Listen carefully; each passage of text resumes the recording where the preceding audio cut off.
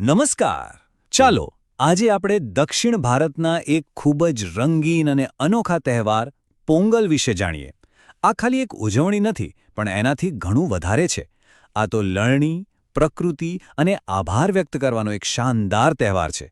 તો ચાલો આની પાછળની સુંદર વાર્તાને સમજીએ. તો આપણે આ સફરમાં શું જોવાના છીએ?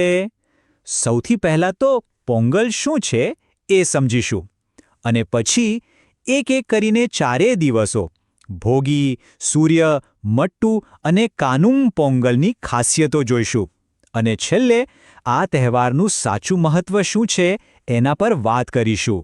તો સૌથી પહેલો અને જરૂરી સવાલ કે આખરે પોંગલ છે શું?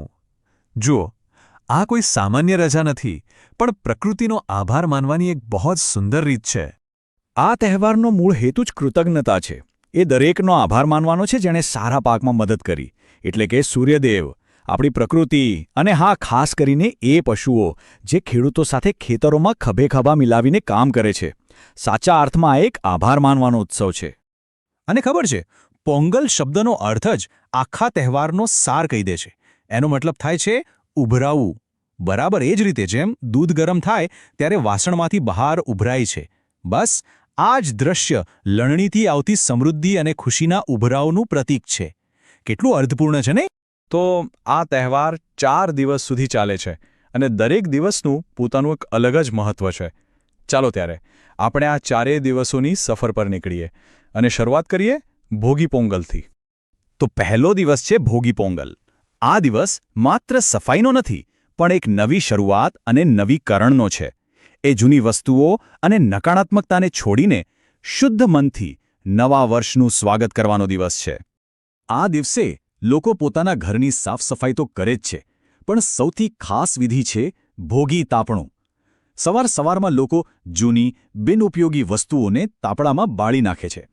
આ માત્ર ભૌતિક કચરો જ નહીં, પણ મનના નકારાત્મક વિચારો અને ભૂતકાળના બોજને પણ દૂર કરવાનું પ્રતીક છે, જેથી એક નવી સકારાત્મક શરૂઆત કરી શકાય. હવે આવે છે બીજો અને સૌથી મહત્વપૂર્ણ દિવસ, સૂર્યપોંગલ. આ દિવસની ઉજવણી સીધી રીતે સૂર્યદેવને સમર્પિત છે, જે આપણને જીવન અને ઊર્જા આપે છે. આ દિવસની મુખ્ય વિધિ ઘરની બહાર ખુલ્લા આકાશ નીચે સૂર્યના તડકામાં થાય છે. એક સુંદર રીતે શણગારેલા માટીના વાસણમાં પોંગલ નામની ખાસ વાનગી બનાવવામાં આવે છે. આ એક રીતે સૂર્યદેવને સીધો પ્રસાદ ચડાવવા જેવું છે. પોંગલ વાનગી મુખ્યત્વે 2 પ્રકારની હોય છે. એક છે ચક્રી પોંગલ, જે ગળી હોય છે.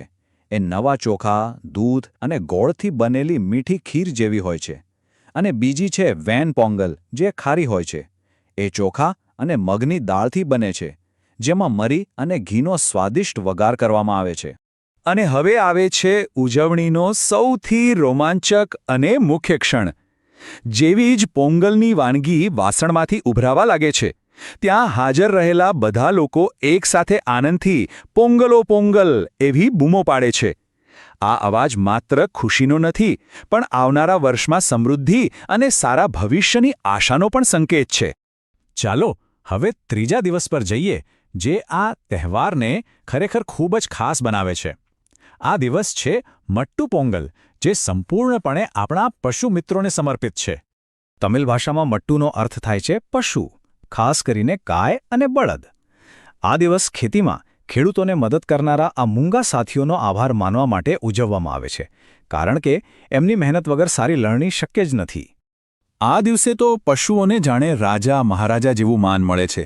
એમને સરસ રીતે નવડાવવામાં આવે છે, એમના શિંગડાને ચમકદાર રંગોથી રંગવામાં આવે છે, અને ગળામાં ફૂલોની માળાઓ અને ઘંટડીઓ પહેરાવવામાં આવે છે.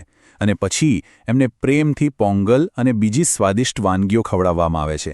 આ દ્રશ્ય ખરેખર હૃદયને સ્પર્શી જાય એવું હોય છે. અને હવે આપણે આવી પહોંચ્યા છીએ તહેવારના છેલ્લા દિવસે, એટલે કે કાનુમ પોંગલ. આ દિવસ સામાજિક અને પારિવારિક સંબંધોને વધુ મજબૂત બનાવવાનો છે. કાનુમ પોંગલ એટલે સાથે મળીને ઉજવણી કરવાનો દિવસ. પરિવારો અને મિત્રો એકબીજાના ઘરે જાય છે, ભેટ સોગાતોની આપ-લે કરે છે અને સાથે બેસીને ભોજન કરે છે. આ દિવસ સમાજમાં એકતા અને ભાઈચારાની ભાવનાને વધારે છે. તો આપણે આ 4 દિવસની ઉજવણી જોઈ, પણ આ બધી પરંપરાઓનો સાચો અર્થ શું છે?